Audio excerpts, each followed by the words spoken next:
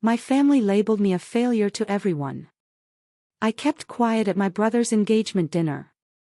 Then his fiancée glanced at me and murmured, "Wait, you're the one who..." The entire room fell silent. Even my mother was speechless. Can you imagine spending your entire life being underestimated, even dismissed, by the very people who were supposed to uplift you? What happens when the truth about your quiet rebellion finally detonates in the most public, most unforgettable way?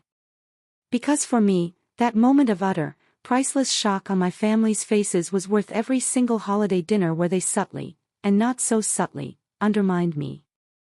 My brother's jaw. Honestly, it's probably still on the floor.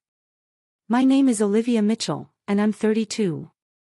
For the past 5 years, I'd been silently pouring my entire soul into building my tech company. My family. They just thought I was frittering away my potential, indulging in a silly, computer hobby. They had no idea.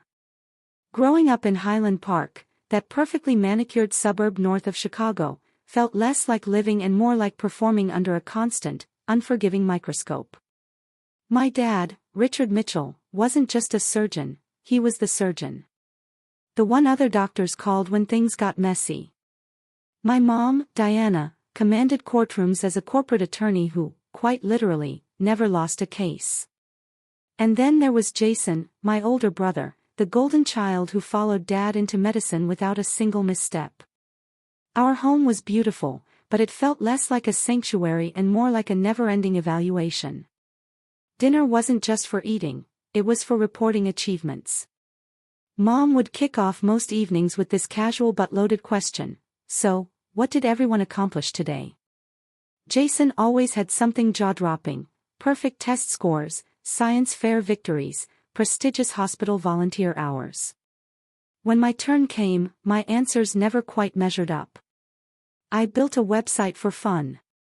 I announced one night at 15, genuinely beaming with pride after teaching myself HTML and CSS over a weekend.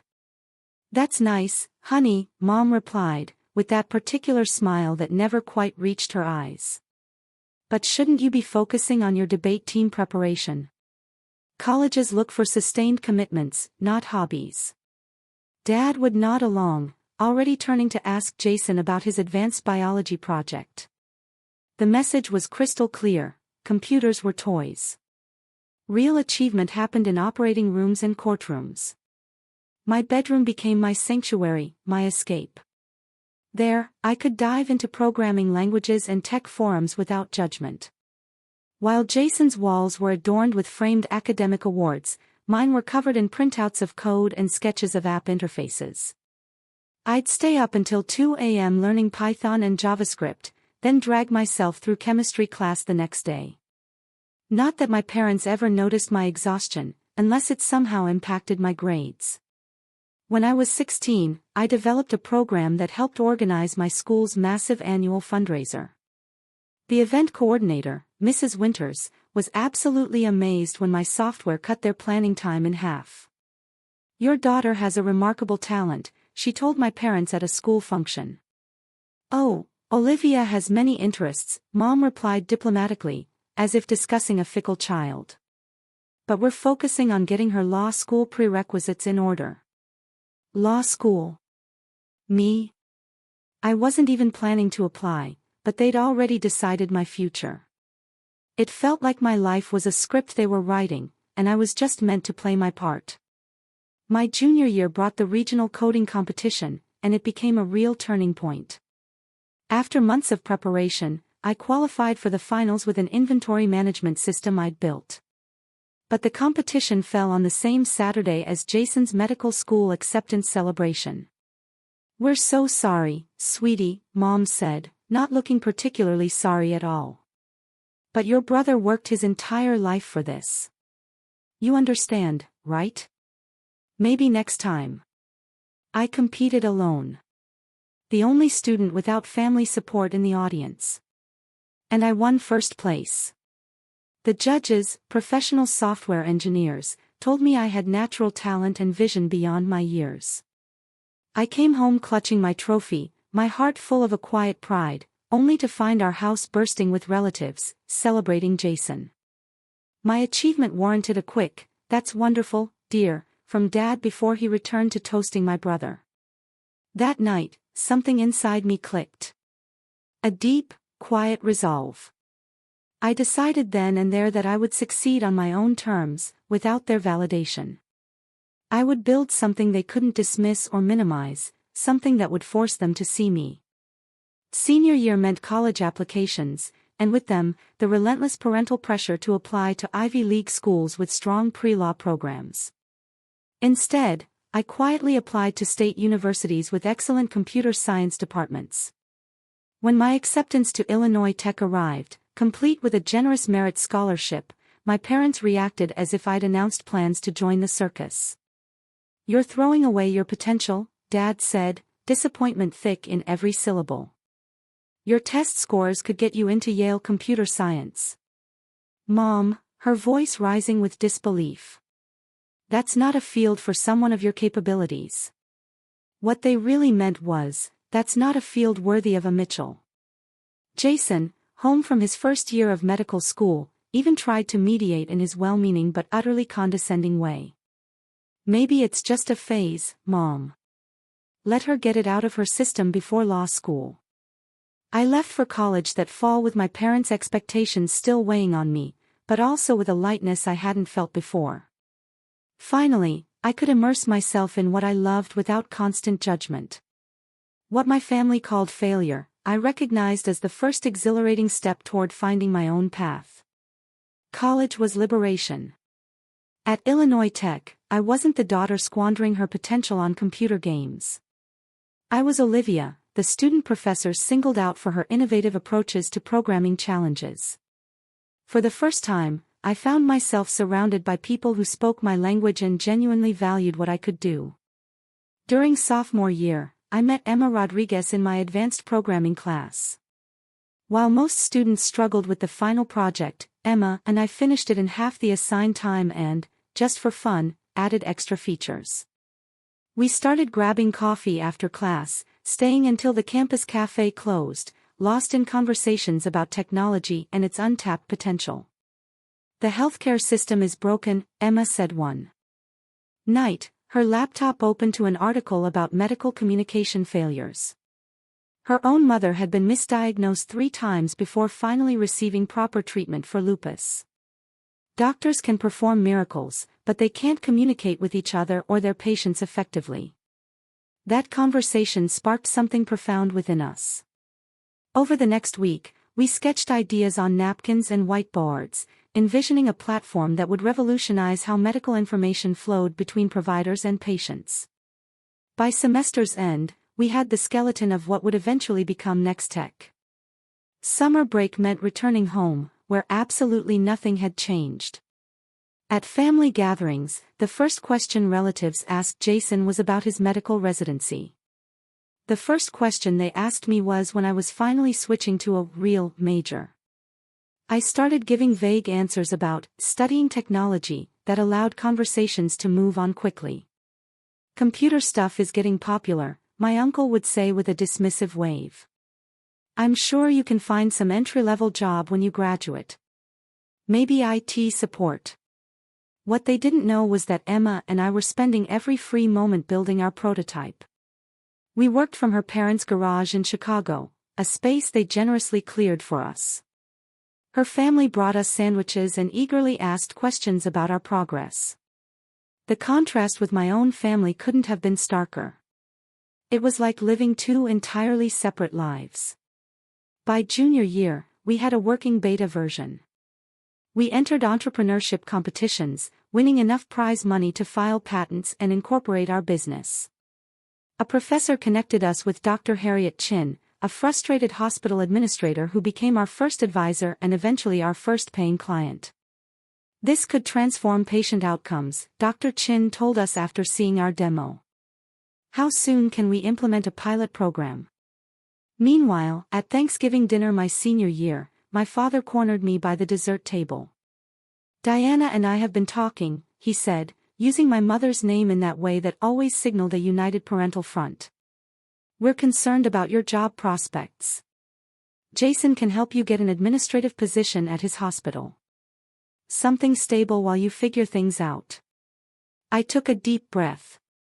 Actually, I'm working on starting a business. His laugh wasn't cruel, just utterly incredulous. A business? Olivia, be serious. You need experience before you can think about entrepreneurship. Get a real job first. That was it. That was the last time I tried to share my professional life with my family. It hurt too much to have something I poured my heart into treated as a childish fantasy, something so insignificant it warranted laughter. Emma and I graduated and moved into a tiny apartment in Chicago's South Loop. We lived on ramen and coffee, coding until our eyes burned, taking side gigs building websites just to pay rent. Our first office was a corner desk at a co-working space we could barely afford. Slowly, agonizingly, Nextech gained traction. A small angel investment from one of our competition judges allowed us to hire our first employee, a brilliant developer named Tyler. We landed a contract with a regional medical center, then another with a network of outpatient clinics. When I called home, conversations remained superficial. Work is fine, I'd say when asked. They never pressed for details, assuming fine meant I was just getting by in some entry-level tech support role. At Christmas that year, Jason announced his engagement to a pharmaceutical sales representative. My parents beamed with pride while relatives asked about wedding plans, imagining a perfect future for their golden son. Later, my mother found me alone in the kitchen. "You know, Olivia," she said, refilling her wine glass, "Jason's friend Mark is single. He's finishing his residency in neurology. I could arrange an introduction." The subtext was clear, loud, and painful. At least you could marry success if you can't achieve it yourself. What my family didn't see was our user base growing exponentially. Hospitals reporting reduced errors and improved patient satisfaction. Medical journals were beginning to take notice of our platform's real-world impact. "We need to talk about scaling," Emma said one morning, spreading investor meeting invitations across our desk. "We can't keep up with demand." By the time I turned 26, Nextech had 30 employees and had raised $5 million in venture capital. I had moved into a modest but beautiful apartment overlooking Lake Michigan and could easily afford to pay off my student loans. Still, when I visited my parents, I drove my old college car and wore simple clothes, allowing them to maintain their narrative about my struggle. It wasn't entirely about proving them wrong anymore. It was about protecting something precious from people who had never valued it. I wanted success on my terms, not as a concession that my path was valid. The distance between my two worlds grew. In one, I was a rising tech entrepreneur whom industry publications were beginning to notice.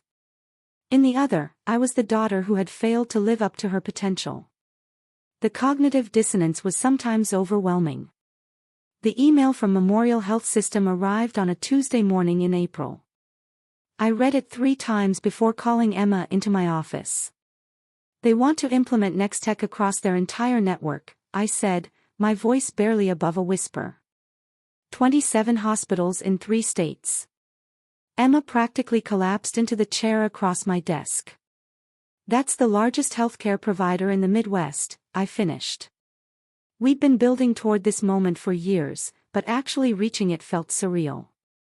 The contract would multiply our revenue tenfold and establish us as a major player in health tech. Within hours, our phones were ringing with calls from other hospital systems, all interested in what Memorial had seen in us.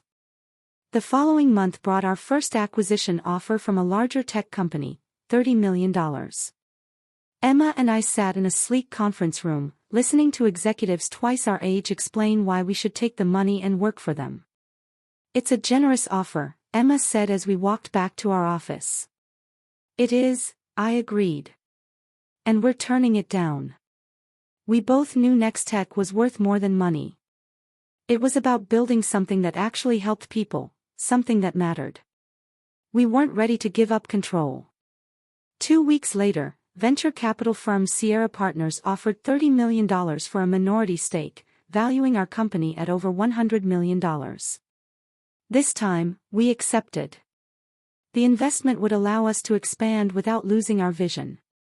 When the press release went out, I requested that only my first name be used, Olivia, co-founder and CEO. The articles usually showed Emma's photo beside a silhouette with my name. It wasn't about hiding, exactly. It was about controlling my narrative. Don't you want recognition? Emma asked after an industry conference where I deliberately kept a low profile. You've earned it. I do, I admitted. Just not yet. And not from strangers. What I couldn't articulate, even to Emma, was my complicated relationship with validation. I wanted my family to see me, truly see me, but I wasn't sure I could handle them taking credit for my success, or minimizing it once it became undeniable. I needed this to be completely mine before I shared it. Besides, there was something powerful about building an empire in silence. In tech circles, I was becoming known as the ghost founder, the brilliant but camera-shy woman behind Nextech's revolutionary platform. The mystery only enhanced my reputation. The profile in TechWorld magazine came next. They wanted photos of both founders, but I negotiated, just Emma's clear image, and me photographed from behind, looking out over our growing office. The article praised our innovation and leadership without delving into my background, just how I wanted it. At 28, I was a multimillionaire on paper. I bought a stylish condo in downtown Chicago, but kept it minimal and unassuming. When relatives asked about my apartment, I described it vaguely as a small place with roommates, allowing them to believe I was still struggling. My circle of trust remained tiny. Emma knew everything, of course. My assistant, Kayla, understood the family situation after organizing one too many declined invitations to Mitchell family events. And my therapist, Dr. Winters, helped me process the conflicting emotions of success without recognition. What are you waiting for? Dr. Winters asked during one session. What would make it the right time to tell them? I considered the question seriously. I want it to be so undeniable that they can't explain it away. So big that they can't take credit for it or tell me I just got lucky. And I want to be completely at peace with never getting their approval. So if they still don't give it, I'll be okay. Dr. Winters nodded thoughtfully. And are you working toward that peace? Every day, I said. And I was. Nextech wasn't just about creating innovative technology. It was about creating myself, separate from the expectations that had defined my early life. The irony wasn't lost on me that my brother had followed our father into medicine, yet I was the one revolutionizing healthcare. Nextech was now being used by over 200 medical facilities nationwide. Studies showed it reduced communication errors by 43% and improved patient satisfaction scores by 38%. Every few months, usually after some family gathering where I'd been subtly pitted, I would pull up our company valuation and user statistics, not from vanity, but as a reminder that external validation wasn't the measure of worth. The numbers helped ground me when old insecurities threatened to resurface. Then came the rumors of a potential acquisition by Horizon Health Technologies, one of the largest health software companies in the country. Their initial outreach was tentative, feeling out whether we might entertain an offer after turning down several others. They're talking $200 million minimum, Emma said after an exploratory lunch with their development director. $200 million. A figure that would make headlines. A figure that would be impossible for even my achievement-oriented family to dismiss. Part of me wondered if this might finally be the moment to step out of the shadows, but another part hesitated. Was I really ready for my two worlds to collide? What would it mean to suddenly be seen by the people who had spent a lifetime looking past me? I didn't have much time to consider these questions. Life was about to force my hand in the most unexpected way. The call from my mother came on a Sunday afternoon as I was reviewing quarterly projections. Olivia, wonderful news, she announced without preamble. Jason and Sophia have set a date, Labor Day weekend. They're planning an engagement dinner next month at Bluebird. You'll need to clear your calendar. Bluebird was Chicago's newest Michelin-starred restaurant. Impossible to get into without connections or a 3-month wait. Clearly, Jason was pulling strings through his hospital board contacts. That's great, I said, genuinely happy for my brother despite our complicated relationship. I'll be there. Wonderful. My mother's voice shifted to a more critical tone. And Olivia, it's a very upscale event. Perhaps we should go shopping for something appropriate. I noticed at Christmas your wardrobe is still very collegiate. I glanced down at my designer's silk blouse and tailored trousers, an outfit that had cost more than most people's monthly rent. Not that my mother would ever know. I'll find something suitable, Mom, don't worry. Well, if you're sure. The doubt in her voice was unmistakable. Sophia works for some big technology company. Very impressive woman. Executive track. Everyone will be dressed to impress. The irony of her concern almost made me laugh. Instead, I took a deep breath. What technology company does she work for? Oh, something about health systems. Horizon something. I don't recall exactly. Jason says they're very important in their field. My heart skipped a beat. Horizon Health Technologies, the company currently negotiating to acquire Nextech for hundreds of millions of dollars. This couldn't be a coincidence. Mom, do you know Sophia's last name? I asked, trying to keep my voice casual. Winters. Sophia Winters. Why do you ask? Sophia Winters. The name wasn't familiar from our acquisition talks, but Horizon was a massive company with thousands of employees. Still, the connection was unsettling. After hanging up, I immediately called Emma. You're not going to believe this, I said, explaining the situation. My brother is engaged to someone from Horizon. That's quite a coincidence, Emma replied carefully. Do you think it will complicate the acquisition?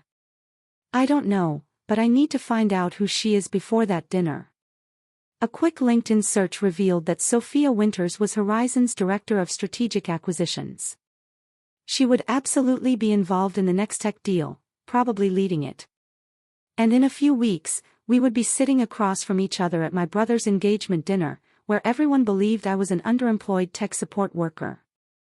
The universe, I realized, had a truly twisted sense of humor. The pressure from my family intensified as the dinner approached. My mother called twice more about my attire. My father left a voicemail reminding me to bring something impressive about my career to discuss with Sophia's parents, who were very accomplished people. A week before the dinner, I received the most painful call yet. Olivia, I need to discuss something delicate, my mother began. Her lawyer voice, never a good sign. Your father and I were talking with the Winters last night.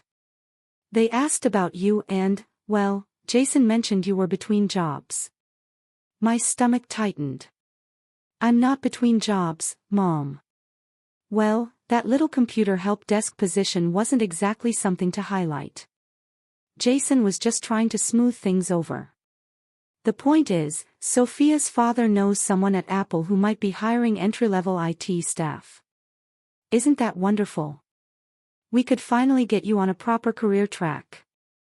The casual dismissal of my work, the assumption that I needed rescuing, the complete lack of curiosity about what I'd been doing for the past 5 years, it all crashed over me in a wave of crushing frustration. Mom, I appreciate the thought, but I'm satisfied with my current position. My voice was tight with controlled emotion. Don't be proud, Olivia. This is a real opportunity. We all have to start somewhere. After hanging up, I called Rachel, my childhood friend who had recently moved back to Chicago. Unlike my family, Rachel had always supported my ambitions, even when she didn't fully understand them. Over the years, she'd become one of the few people who knew the truth about Nextech. They set you up for a pity job interview. Rachel's indignation on my behalf was exactly what I needed. While you're in the middle of a $200 million acquisition deal. That's rich, even for your parents. The worst part is the woman my brother is marrying is literally the person negotiating to buy my company, I said, laughing at the sheer absurdity of it all. And no one in my family has any idea. So, what are you going to do at this dinner? She asked. Show up in jeans and a hoodie like they expect? Or arrive in full CEO mode and watch their jaws drop? I considered the question seriously. Neither. I'm just going to be myself. No pretense, no big revelation, no games. Just dignity. Rachel raised her eyebrows. That's very mature of you. 5 years of therapy will do that, I replied with a small smile. Besides, I'm done trying to prove anything to them. If they find out, they find out. I'm not going to hide, but I'm not going to perform either. The night before the dinner, Horizon's final acquisition offer arrived. $215 million, with conditions that would keep Emma and me at the company for at least 3 years post-acquisition. We were officially on the verge of becoming centimillionaires. As I selected a simple but elegant black dress for the dinner, I felt strangely calm. Whatever happened tomorrow night, I knew my worth now. No one could take that away from me. Bluebird Restaurant lived up to its reputation. Crystal chandeliers cast a warm glow over blue velvet banquettes and tables set with gleaming silver. A wall of windows overlooked the Chicago River, the city lights reflecting in its dark surface. I arrived exactly on time, not early enough to help with arrangements as my mother had suggested, nor late enough to make an entrance. Just punctual and dignified, like the businesswoman I was. The hostess led me to a private dining room where my family had already gathered. My father stood by the bar in animated conversation with an older man I assumed was Mr. Winters. My mother fussed with place cards at the long table, rearranging them for optimal social engineering. Jason spotted me first. Liv, you made it. He crossed the room and embraced me with the easy confidence of someone who has never questioned his place in the world. Come meet Sophia. She stood by the window, tall and elegant in a burgundy dress, her dark hair swept into a sophisticated updo. I recognized her immediately from Horizon's executive page, though I'd never seen her in person during our negotiations, which had been handled through intermediaries until this final stage. Sophia, this is my sister, Olivia, Jason said with the slightly apologetic tone he always used when introducing me to his accomplished friends. It's so nice to finally meet you, Sophia said warmly, extending her hand. Jason talks about you all the time. I wondered what exactly he said, but smiled and shook her hand. Congratulations on your engagement. I'm happy for you both. My mother appeared at my elbow. Olivia, I see you found something to wear. That's nice. The pause spoke volumes. We've put you next to Cousin Margaret. You always got along with her. They'd seated me far from the important guests. Naturally. Dinner began with champagne and toasts. My father spoke first, raising his glass to Jason and Sophia. To my son, who has made us proud every day of his life, he said, his voice thick with emotion, and to Sophia, a brilliant, accomplished woman worthy of him. We couldn't ask for a better addition to our family. My mother's toast followed, a carefully crafted speech that highlighted Jason's achievements from his first science fair victory to his recent promotion to chief resident. She concluded with, and now he's found a partner equally dedicated to excellence. To Jason and Sophia. As glasses clinked, I noticed Sophia looking at me with a slight furrow in her brow, as if trying to place me in some context beyond Jason's underachieving sister. The first course arrived and conversation flowed around me. Cousin Margaret asked about my job situation with the delicate approach of someone inquiring about a terminal illness. I'm in health technology, I said simply. Database management. Not untrue, just dramatically understated. Oh, that's nice, she replied with the same inflection my mother had used earlier. Is there room for advancement in that field? Before I could answer, my uncle leaned across the table. Olivia, Jason tells us you might have a lead on a position at Apple. That would be quite a step up for you. I took a slow sip of water. I'm actually quite satisfied with my current work. My father overheard and joined in. Olivia, there's no shame in accepting help to get your foot in the door somewhere respectable. We all want to see you succeed. From across the table, I noticed Sophia staring at me more intently now. Recognition was dawning in her eyes. Olivia, she said during a lull in conversation, her voice cutting through the ambient noise. Forgive me, but is your last name Mitchell? The table fell quiet. Jason looked confused. Of course it is. She's my sister. Sophia's eyes widened. You're Olivia Mitchell from Nextech. And there it was. The moment I both dreaded and secretly anticipated for years. Yes, I said simply. Sophia set down her fork with a small clink against the fine china. Wait, you're the founder. The CEO, Olivia Mitchell. The one, she stopped herself, suddenly aware of the public setting. Jason laughed nervously. Sophia, I think you're confusing Olivia with someone else. My sister works in tech support or something.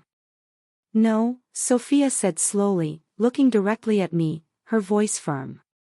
Your sister is the founder and CEO of Nextech, the healthcare communication platform that's revolutionizing patient care across the country. The company my firm is currently in final negotiations to acquire for over $200 million. The silence that followed was absolute. My father froze with his wine glass halfway to his lips. My mother's hand fluttered to her pearl necklace. Jason's mouth literally hung open. Is this true? My father finally managed, his voice faint. I met his gaze steadily. Yes. Emma Rodriguez and I founded Nextech 6 years ago. We currently employ over 70 people and serve more than 300 healthcare facilities nationwide. But why wouldn't you tell us? My mother looked genuinely bewildered. Before I could answer, Sophia continued, her professional demeanor giving way to genuine enthusiasm.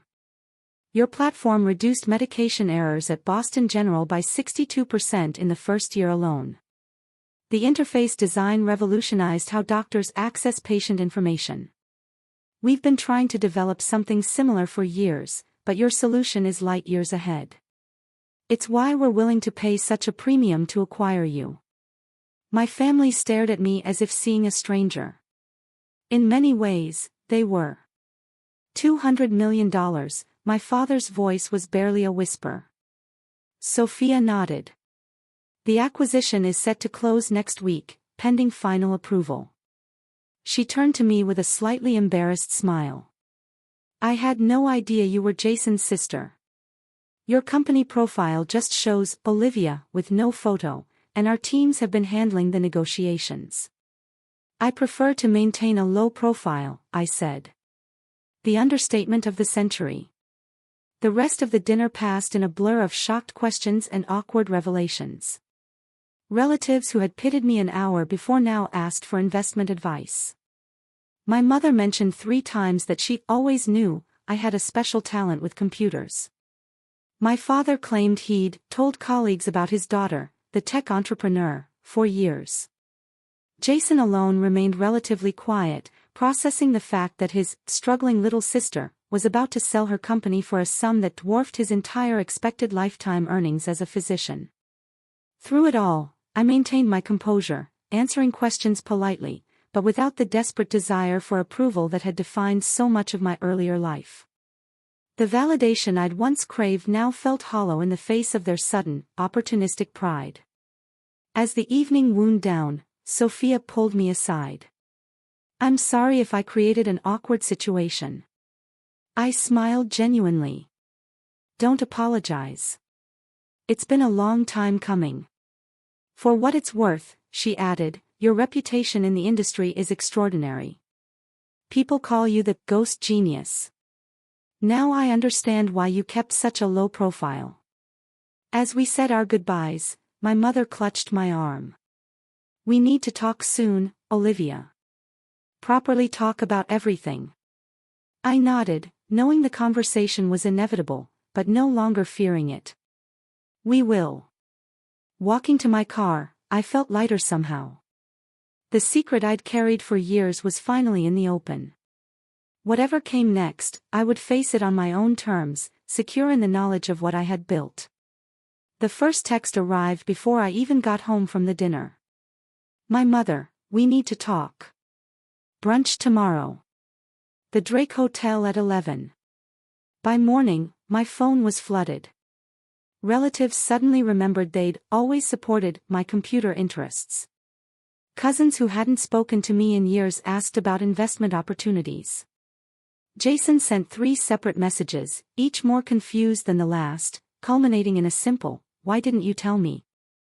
I replied only to my parents, agreeing to brunch. Some conversations, I knew, needed to happen in person.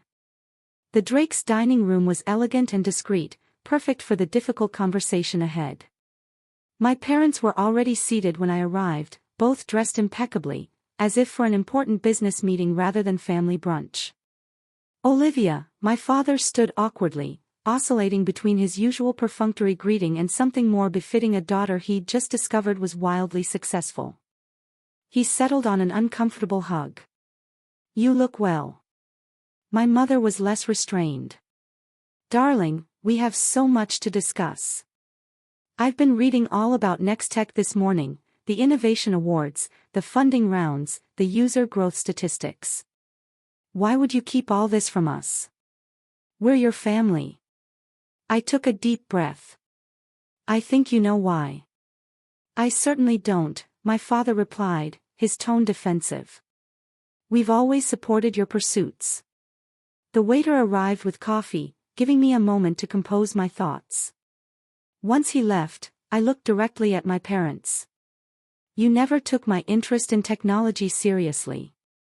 Every time I tried to share my work with you, it was dismissed as a hobby, something to get out of my system before finding a real career. After a while, it was easier to stop trying." "That's not fair," my mother protested. "We just wanted what was best for you. The technology field seemed so uncertain. What you wanted was for me to follow a path you understood and approved of," I corrected gently. "When I chose differently, you treated it as failure." My father leaned forward. "We always knew you had potential, Olivia. We were just pushing you to excel." "No," I said firmly. "You were pushing me to conform. There's a difference." "Well, clearly it worked out," he countered. "Look at what you've accomplished. Perhaps our pushing helped motivate you." It was the exact response I'd feared and expected. Taking credit for success they'd played no role in. Rewriting history to cast themselves as supportive mentors rather than dismissive critics. "Dad, do you remember telling me to get a real job at Thanksgiving 5 years ago? Or suggesting I take an administrative position at Jason's hospital because my own work wasn't viable? Mom, do you remember arranging a pity job interview for me just last week?" My mother had the grace to look embarrassed. "We were concerned about you. You never shared any details about your work. How are we supposed to know?" "You could have asked," I said. "Really asked. With genuine interest, not just waiting for an answer that confirmed what you already believed about me." The conversation continued through Eggs Benedict and mimosas. Painful, but necessary. My mother vacillated between defensiveness and attempts at reconciliation. My father, true to form, tried to maintain his authority by suggesting he'd always seen my hidden potential. "Your brother always spoke highly of your intelligence," my mother offered, as if Jason's approval legitimized me retroactively. "I know you both love me," I said finally. "But love without respect or understanding isn't enough. I needed you to see me for who I actually was, not who you wanted me to be." We parted with tentative plans to have dinner the following week, a first step toward whatever our relationship might become. It wasn't the cathartic resolution of a movie scene, but real healing rarely is. Jason appeared at my apartment that evening, unannounced. "I brought wine," he said awkwardly, holding up an expensive bottle of Cabernet. "Figured we might need it." I let him in, somewhat surprised by his initiative. My sleek penthouse, with its floor-to-ceiling windows and minimalist design, was a far cry from the struggling existence he'd imagined for me. "Nice place," he said, looking around. "Really nice. Thanks." We settled in my living room, glasses of wine in hand, the Chicago skyline glittering beyond the windows. "So," he began. "I've been an ass." The blunt admission startled a laugh out of me. "Not entirely. No, I have. I bought into this whole narrative about you struggling or being lost or whatever. I never really asked you about your work, like, actually asked." "No, you didn't." He swirled his wine thoughtfully. "I think I liked being the successful one, the one who made Mom and Dad proud. It was comfortable." His honesty disarmed me. I'd expected excuses or the same revisionist history our parents had attempted. "For what it's worth," he continued, "I'm sorry. And I'm really impressed by what you've built. Sophia hasn't stopped talking about your platform. Apparently, you're some kind of genius." "I just built something I believed in," I said. "Something that actually helps people. Like what I try to do as a doctor," he nodded. "Just on a much larger scale, apparently." We talked for hours. Really talked, perhaps for the first time as adults. He asked genuine questions about Nextech, about the challenges of building a company from nothing. I asked about his medical work and found myself actually interested in his answers when they weren't presented as evidence of his superiority. As he was leaving, he paused at the door. "Sophia really likes you, you know. She was mortified about outing you at dinner, but she's hoping you two might become friends, especially if you'll be working together after the acquisition." "I'd like that," I said, surprised to find I meant it. Over the next few weeks, as the acquisition moved toward completion, my family relationships entered unfamiliar territory. My parents oscillated between genuine attempts to understand my work and reflexive behaviors born from decades of seeing me through a particular lens. There were uncomfortable lunches where my father tried to give me business advice, and awkward phone calls where my mother asked if I was eating properly despite my busy CEO schedule. But there were also moments of genuine connection. My father asked to see Nextech's platform and listened attentively as I explained its features. My mother admitted that she'd never really understood technology, but was proud of what I'd created. Small steps, but meaningful ones. The most unexpected development was Sophia's role in bridging the gap between my worlds. As both my future sister-in-law and my professional colleague, she had a unique perspective on the Mitchell family dynamics. "Your parents are trying," she told me over coffee one afternoon. "They just don't have the vocabulary for this version of success. They're learning a new language." "A language you seem to speak fluently," I observed. She smiled. "I grew up with parents who measured worth by academic degrees and professional titles. It took me years to realize there are many paths to a meaningful life. Maybe I can help translate a bit." And she did, gently educating my family about the tech industry, contextualizing my achievements in terms they could understand, and occasionally giving them a reality check when they slipped into old patterns. Her efforts weren't always successful, but they helped ease the transition to our new reality. The acquisition closed on schedule, transforming Emma and me into centimillionaires overnight. The press release mentioned both our full names and included professional photos. My first public acknowledgement as Nextech's co-founder. The ghost genius was finally stepping into the light. 6 months after my brother's engagement dinner, life had found a new rhythm. The Nextech acquisition had closed successfully, and I now led the innovation division at Horizon Health Technologies. Our platform was being implemented in hospitals across 3 continents, with Emma overseeing international expansion. My office overlooked the Chicago River, its waters reflecting the changing seasons. Today, spring sunshine glinted off its surface as I finished a conference call with our development team in Singapore. A text from Sophia interrupted my workflow. Reminder, dinner at your place tonight. I'm bringing that wine you liked. Jason says he's making dessert, so expect emergency cupcakes from the bakery when he inevitably burns something. I smiled. These casual family dinners had become a monthly tradition, something I would have found unimaginable a year ago. Sometimes my parents joined. Sometimes it was just the 3 of us. But the easy camaraderie that had developed between Sophia, Jason, and me was something I treasured. Working with Sophia had accelerated our friendship. Her straightforward approach to business matched my own, and her insights into my family dynamics proved invaluable. She understood my parents in ways I sometimes couldn't, identifying the insecurities beneath their controlling behaviors. Your dad didn't dismiss your tech career because he thought you'd fail, she observed once. He dismissed it because he didn't understand it. And Richard Mitchell hates not understanding things. My relationship with Jason had transformed most dramatically. Without the hierarchy of successful doctor and struggling sister, we discovered common ground. Both of us were driven, detail-oriented perfectionists who genuinely wanted to improve healthcare. Now we traded ideas instead of judgments. My parents were trying. That was the most accurate description. We had established new boundaries. My mother no longer offered unsolicited advice about my appearance, and my father made visible efforts to ask questions about my work without immediately suggesting improvements.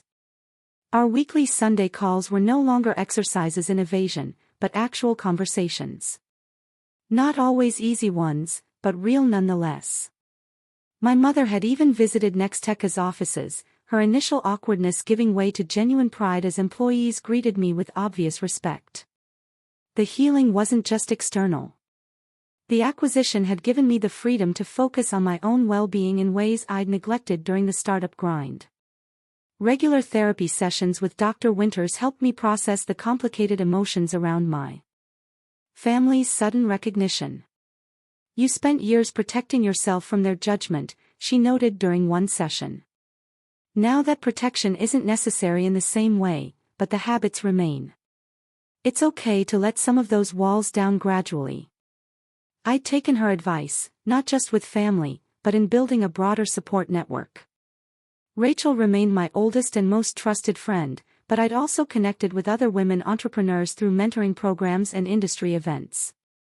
The isolation that had characterized my early career had given way to a chosen family of people who understood both my work and my journey.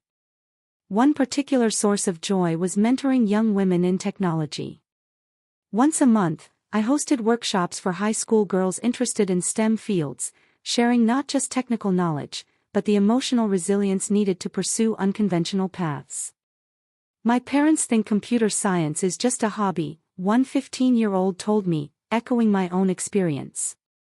They want me to become a lawyer like my mom. What do you want? I asked. To build things that matter, she replied without hesitation. Then build them, I said, sharing resources and encouragement. Find the people who believe in your vision, even if they're not your family, and keep the door open for your parents to understand later. That evening, as I prepared for dinner with Jason and Sophia, I reflected on how far I'd come. The external validation I'd once craved had arrived in abundance: industry recognition, financial success, even family acknowledgement. But I discovered something more valuable along the way. The ability to validate myself. Jason arrived first, bearing both a homemade chocolate cake that looked surprisingly edible and the emergency bakery cupcakes Sophia had predicted. I hedged my bets, he admitted with a laugh. But I'm getting better. Only set off the smoke alarm once this time. Sophia arrived with wine and news about their wedding plans. As we gathered around my dining table, the conversation flowed easily from work to wedding to family gossip. Mom's actually reading books about technology startups, Jason reported. I found Tech Founders Under 30 on her nightstand last week. Better late than never, I said, without bitterness. Later, as we moved to the living room with coffee and dessert, Sophia asked a question that caught me off guard. Do you ever wish things had been different? That your family had recognized your potential from the beginning? I considered carefully before answering. Of course, sometimes. It would have been easier, less painful. But I'm not sure I would have built the same resilience or clarity of purpose. I learned to believe in myself when no one else did. That's a powerful foundation. Plus, Jason added with newfound self-awareness, if Mom and Dad had been fawning over your tech career, I might have grown up even more insufferable than I was. We laughed, the sound floating out over the city lights. The journey wasn't over. Family relationships are never truly fixed, but rather continuously evolving. There would be more difficult conversations, more moments when old patterns threatened to reassert themselves. But something fundamental had shifted. I no longer needed my family to see my worth in order to know it myself.